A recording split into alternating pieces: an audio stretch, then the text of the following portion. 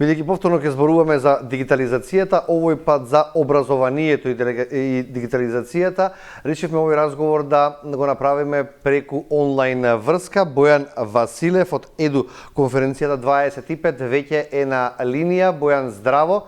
Ти благодарам што прифати мојата покана да разговараме за оваа конференција. Благодарам на поканата. Здраво и до тебе.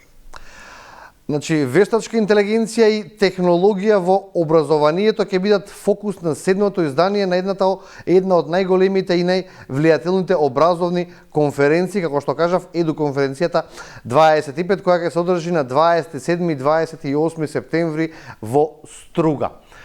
Првиот разговор во ова студио ми беше околу злоупотребите на децата во дигиталниот свет. Што се ќе може да се слушне и што ќе може да се научи од оваа конференција? Точно така, децата знаат да злоупотребуваат и технологијата, сега и вештачката интелигенција, но затоа се тука наставниците како луѓе кои треба да им помогнат на децата да проверат што тоа е точно, да ги научат точно како треба да користат таа вештачка интелигенција и да им помогнат општо во животот со работењето со технологии, бидејќи во денешно време децата се раѓаат со технологија, така да наставниците според нас мислиме дека се правите луѓе кои треба да ги насочат децата како точно да користат таа технологија која веќе имаат уште од мала возраст во рака. Кои ќе бидат говорници, кои ќе бидат темите на конференцијата за ова издание, на седмото издание? Вака, значи, темата на конференцијата е како правилно да се воведе вештачката интелигенција во училницата и општо во педагогијата. Идејата на конференцијата е да и се собрани експерти од цела Европа. Значи имаме гости од Литванија, од Романија, од Брисел, имаме директно од Европската комисија гостин, од Македонија исто така доста големи експерти за вештачка интелигенција, но како единствена работа што сакаме да додадеме вредност на нашава конференција, поканети се сите педагошки факултети со нивните студенти, самите студенти кои се иднината на нашето образование, ќе покажат на идните нивни колеги, на наставниците, како да користат дел од алатките во училница. Имаме од педагошките факултети од Скопје, од Битола и од Штип студенти, имаме од педагошкиот институтот при филолошкиот факултет студенти, исто така и од Финки и од Институтот за родови студии, каде што и они ќе се освртнат малце на моментот на родовата еднаквост во вештачката интелигенција. Главен говорник на отварањето ќе отвори конференцијата е Ѓорги Димитров. Тој е раководител во секторот за дигитално образование во Европската комисија и мислиме дека тој е правиот човек кој треба да ги каже гледиштата и на Европската унија и на Европската комисија према вештачката интелигенција. Вие отприлика ги знаете неговите ставови, неговите мислења. Кога е најдобро, најсоодветно да се почне во образовниот процес да се изучува, да биде ставено ова дигитално образование?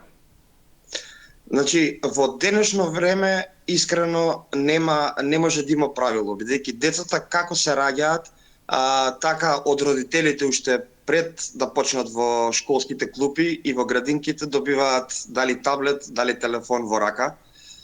Они нас не гледаат како ги користиме тие електронски уреди, така да ако детето го гледа родителот и родителот му дозволува на детето да користи електронски уреди во уште од мала возраст, најубаво е тоа дете уште од мала возраст да биде еден вид образовано како треба правилно да користи таа вештачка интелигенција и општо технологијата.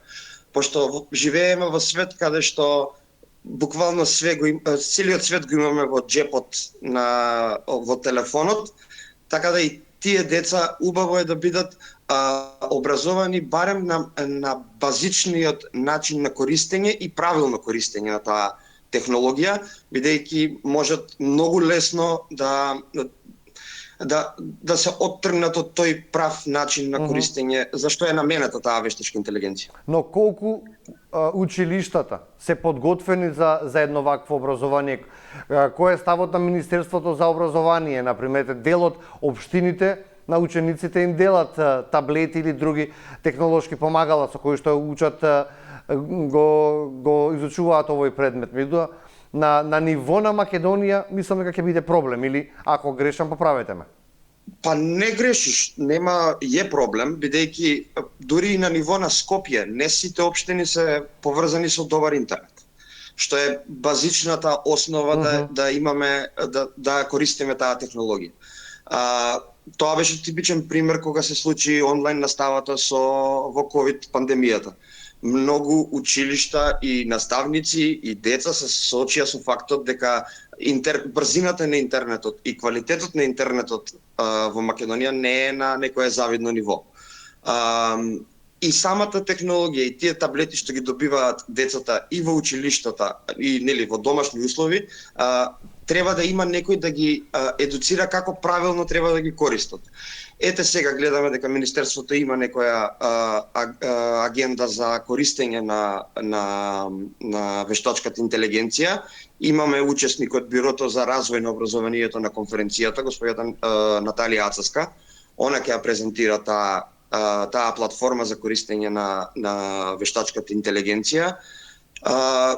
Почнуваме од почеток. Значи, ова е нешто ново што се воведува сега во образованието, така да не можеме да знаеме каков бенефит ќе имаат децата и општо образовниот систем од сето тоа.